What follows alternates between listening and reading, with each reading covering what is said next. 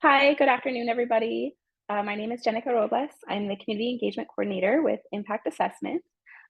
We are a public health and environmental health agency, and we currently work with the LA County Department of Public Health to provide lead poisoning prevention awareness and education to families on ways to keep children from being exposed to lead. Personally, my background is in public health. I've been doing community engagement and health education on various health topics, and today's webinar is going to be about lead safety for property owners, specifically when you're doing a renovation, repair, or painting project on an older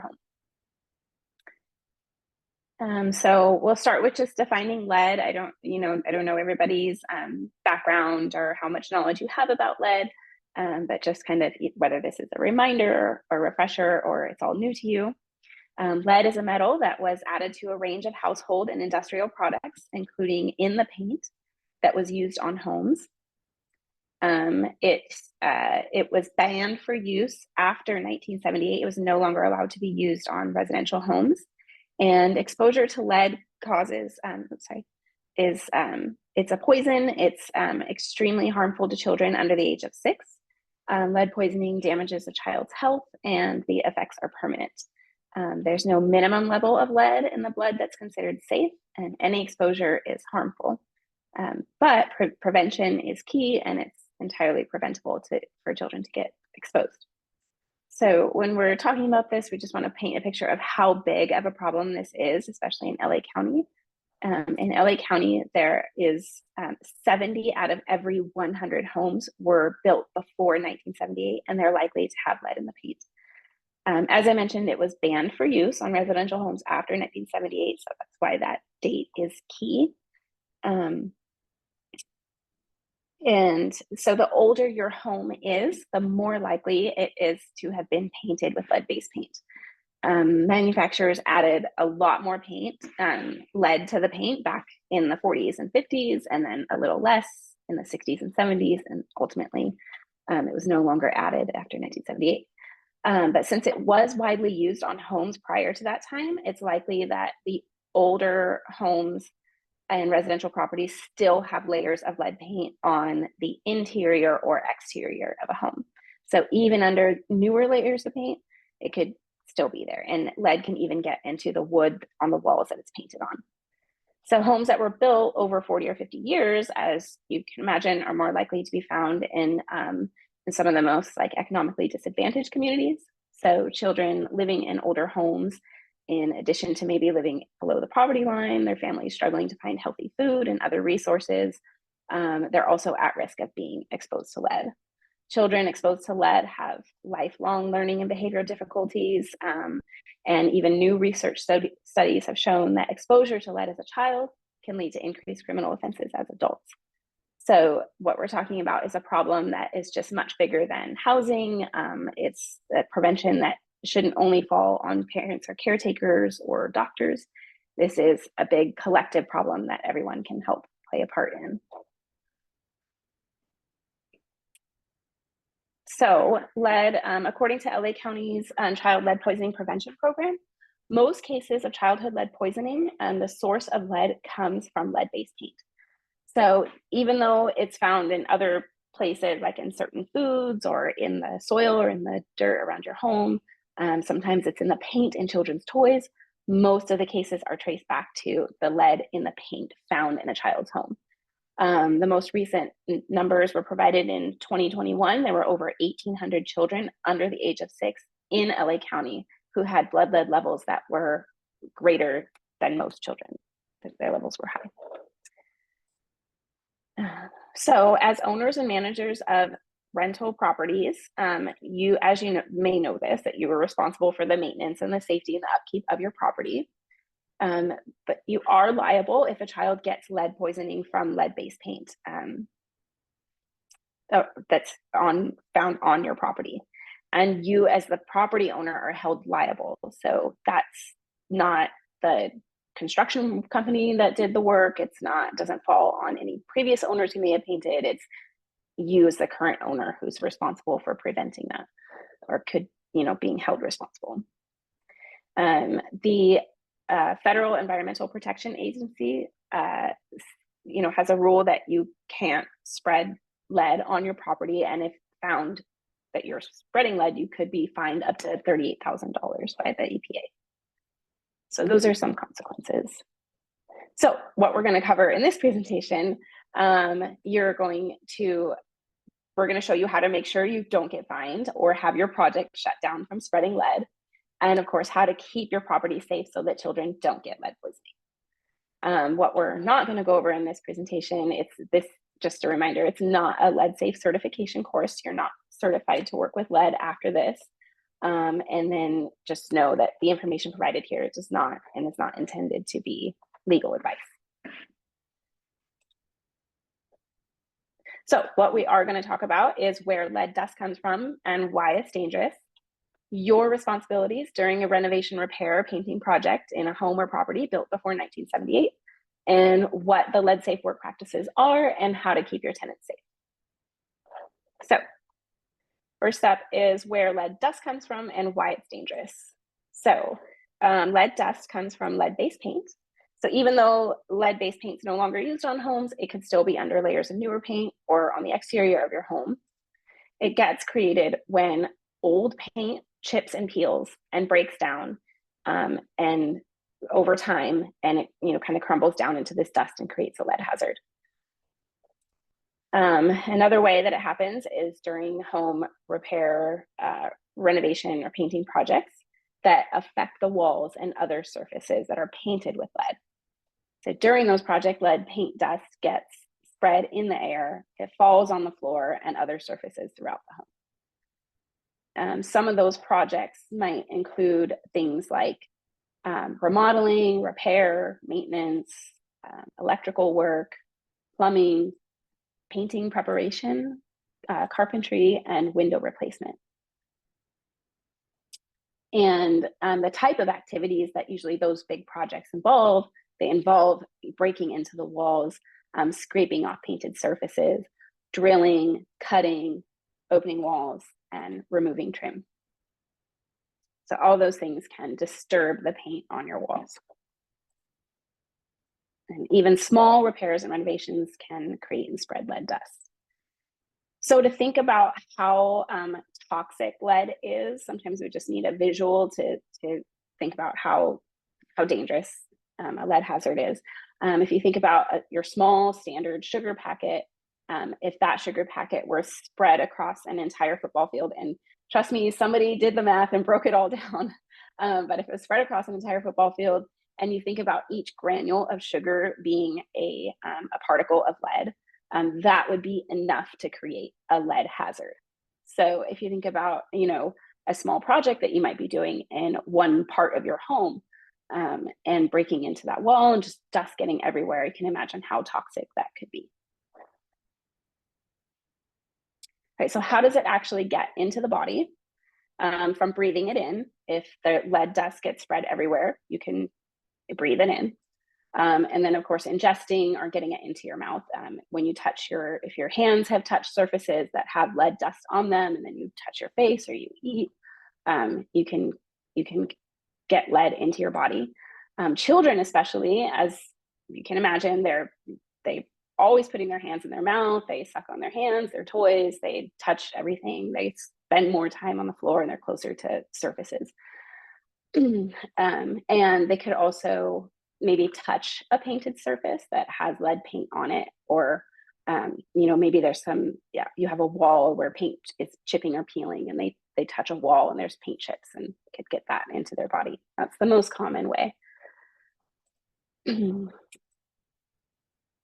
So as we mentioned, it's a poison. It's extremely dangerous for children. It harms the brain, kidneys, liver, all other organs of the body. It's especially harmful for children under 6 because it really causes lifelong learning and behavior difficulties.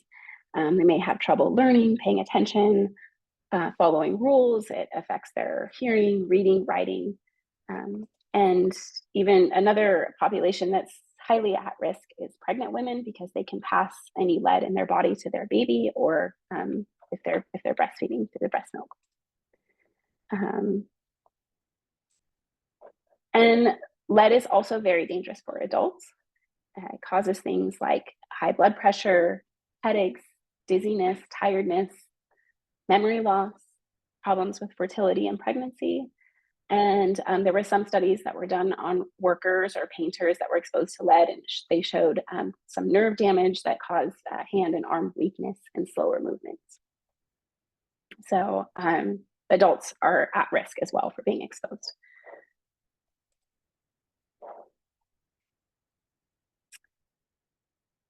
Right, so renovation, repair, and painting activities increase the risk for lead poisoning because so much lead dust and paint chips can get created.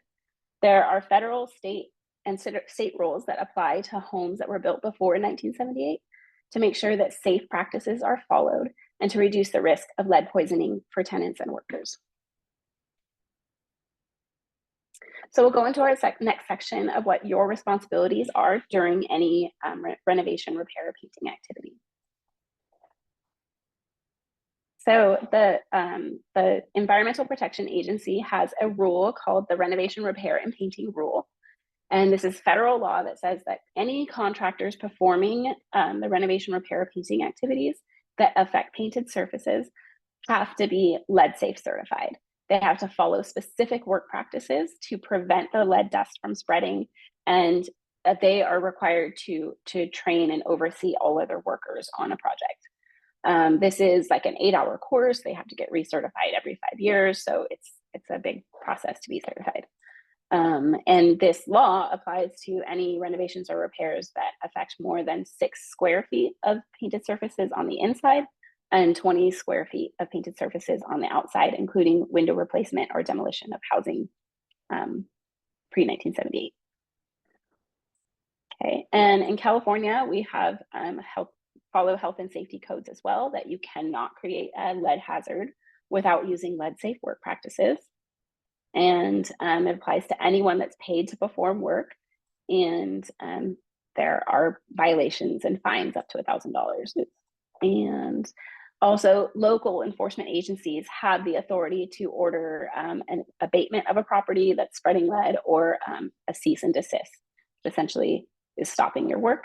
So here in LA County, the LA County Department of Environmental Health can issue you a stop work order if lead dust is spread on your property.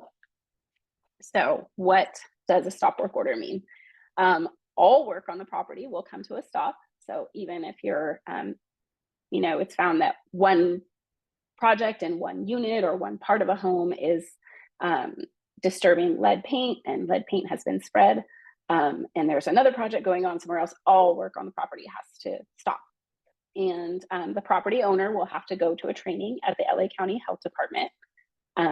After viewing a training, you have to write up a plan that shows how lead from the project will get cleaned up, and how you're going to make sure that it isn't spread going forward on your project.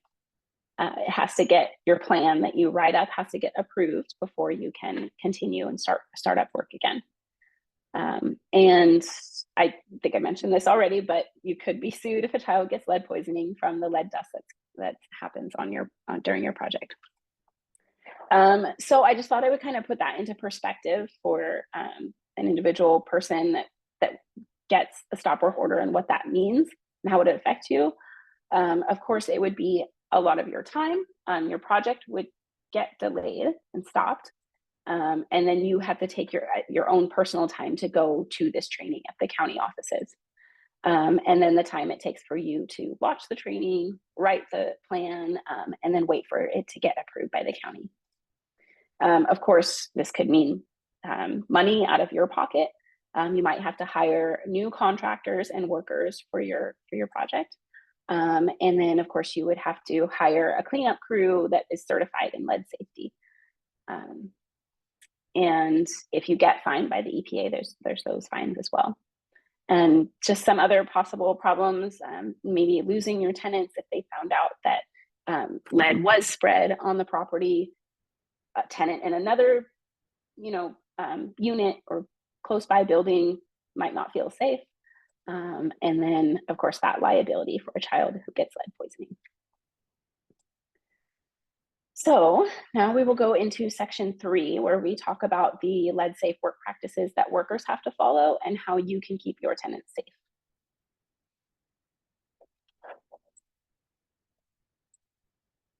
Now, before you start any project on your property, it's safest to assume that your property, if it was built before 1978, it's safest to assume that your home has lead-based paint. Yes, it's presumed lead-based paint. Another way is to actually hire a certified lead inspector to have them come out and test your paint, find out if there's lead-based paint or where it is located in your home. These are kind of your only two options as a property owner.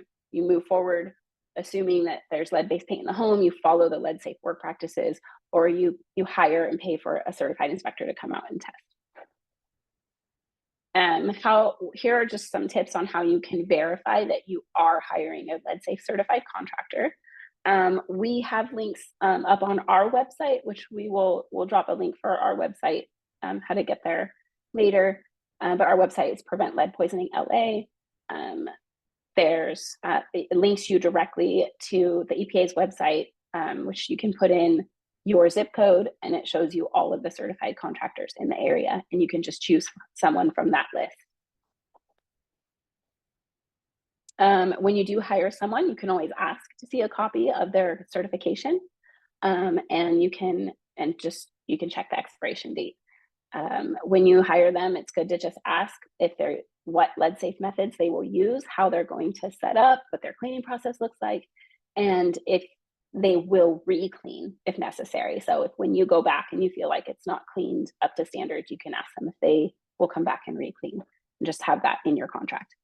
But it's really important to just keep records of the person you hire, if you have had any testing done, just because of that liability that falls on you. So it has been said that it's important for property owners to kind of keep a track record of these things. So first thing contractors should do is that they will notify the owners and the tenants that work will begin and that lead hazards are present. And they are required to distribute this EPA's Renovate Right guide. It's a little pamphlet, and it just shows tenants and owners what the workers will be doing and why lead is so dangerous and stuff. So they do have to distribute that pamphlet. All right, so the 3 lead safe work practices are to contain the spread of lead dust, reduce the amount of lead dust and exposures, and to clean up lead dust. Before any of the work begins, workers should put up signs to warn people that there is lead in the work area and to keep out of the work area. They will put up plastic sheeting to cover all surfaces and keep lead dust contained. So there's a whole method for how they will tape up this plastic sheeting and create entry into doorways. That's all for workers to do, but as the owner, you should be seeing plastic sheeting containing the work area. They should turn off any ventilation, any heating or air so that lead dust isn't spread around. And they have to wear their personal protective equipment. And there are guidelines that workers know that they can't eat in their PPE, and they can't leave the work area and that. So they should be taking off their work equipment so that it's not spread anywhere else around the property. So as the owner, what do you need to know? So you don't need to know all the steps that they need to do, but there are things that you can check out and see. Did the workers put up the warning signs? Did they cover the work area in the plastic sheeting? Did they block the air heating units? And did they put on their PPE? So these are just visual things that you can, if you stop by the property or the work area, you can see things happening. All right, during the work, they have to reduce the amount of lead dust that gets created and any exposures. So first thing, of course, is to keep all residents, non-workers, especially children, pregnant women, and pets, away from the work area. They can reduce the amount of lead dust by spraying with water the painted surfaces before they sand or scrape. And they have to use like a shroud or a HEPA vacuum over any equipment like grinders, sanders, and saws in order to contain the lead dust. So once again, if you stop by the site, are you seeing them spray the painted surfaces with water before sanding or scraping? Are they using a HEPA vacuum or an equipment equipped with a shroud? And are they prying and pulling apart pieces instead of breaking them? So hopefully that's kind of self-explanatory that we don't want to break any surfaces, and just prying and pulling so that there's not paint that's getting disturbed and distributed everywhere. Right at the end of the workday, so yeah, they need to thoroughly clean up a work project.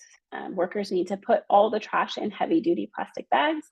They clean up dust and debris in the work area by using a vacuum, and to remind residents to stay out of the work area. So this is if a project is going on over several days, this is just the end of the workday. This is what they need to do. And once again, the things that you can visually see: did they leave up the warning signs reminding residents to stay out of the area? Did they pack up all the trash in the heavy duty plastic bags? And did they clean up any dust and debris with the vacuum? If the work project is, a more than a one-day project, it's going on for a much longer period of time. At the end of the whole project, they need to thoroughly clean the area, of course, using this vacuum. They also have to mop the floors and wet wipe all the surface to get all those tiny particles of lead dust. And then, of course, remove all the plastic sheeting that they've taped up, remove all the dust, any paint chips, and any other debris. Make sure that that's all cleaned up from the work area. And some things that you can check: did they take down all the plastic sheeting, wrap that up in the heavy duty plastic bags? Did they remove the trash bags from the work area? And did they mop the floors and wet wipe the surfaces? So at the end of the whole project, your property is safe for tenants when it's been properly cleaned. So the things that you can do are to make sure that the cleanup plan has been followed and that the contractors and workers cleaned up thoroughly. If you see any dust, debris, or paint chips, the area must be re-cleaned. And last thing you can do, you can hire an inspector to test your property for lead. Typically the contractors and workers will do a wet wipe sample, but you can go that one step further and by hiring an inspector to test your property for lead before tenants are allowed back in. The 3 steps you can do to make sure that your tenants will not be harmed from lead and paint is to hire your certified contractor. They will make sure that the lead safe work practices are followed and that they train all of the other workers on site. And then make sure that the lead paint dust is not spread or tracked anywhere else on your property. So that's doing those check it procedures, just stopping by and make sure that nothing is getting spread or tracked anywhere else. And then lastly, checking that the property is free from lead hazards when the project is done. So just making sure that the workers thoroughly cleaned and use the wet wiping and mopping procedures. All right, so we have some other helpful links and information on our website. You can view and download that guide that the workers are supposed to distribute, the Lead Safe Certified Guide to Renovate Right. It's where you can go to find a lead inspector to test your for lead-based paint or perform the post-renovation test. At LA County's Health Department, you can request additional training on lead safe work practices. There's many other resources on our website where you can go. There's to report unsafe work practices if you see anything going on, or to get more information about lead on the job. All right, and these are just some helpful, there's free lead hazard remediation programs in LA County. The LA Housing Department in the city has a free program to have lead remediated. There's income limits and information sorry, there's information on there about it, you know, it has to be a single family home or an apartment building built before 1978. Lead Free Homes LA has a free program, a free lead remediation program. The homes must be built before 1951. You must have a child living under the age of 6. But that one does go through different cities at different times. So you could go on their website to check if you qualify. And then they also have a multifamily program for apartments that are buildings that have 5 or more units. And I believe there is an income limit on that one as well. So just some additional resources for you.